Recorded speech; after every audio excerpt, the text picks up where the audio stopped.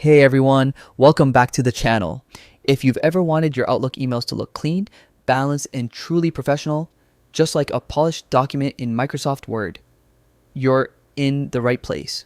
Today, I'm breaking down exactly how to justify text in Outlook, step by step, in this full guide.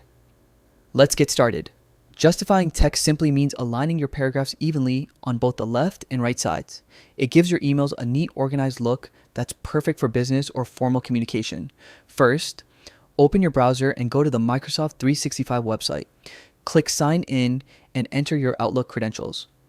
If you're using a business or premium account, you'll have full access to all the formatting features we'll cover. Once you're logged in, look over to the left sidebar and click on Mail. That'll take you directly into your inbox where you can start composing messages. Next, hit New Mail in the top left corner. A fresh draft window will appear. Here, you can enter your recipient's subject line and start typing your message. For practice, you can even use some placeholder text like lorem ipsum just to test the formatting. Now, highlight the section of text you want to justify. You can do this by clicking and dragging your mouse or use a shortcut.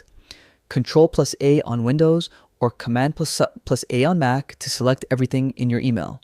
Then, look at the formatting toolbar above your message. You'll see several alignment icons: left, center, right, and justify. Click the one with even lines on both sides. That's your justify button.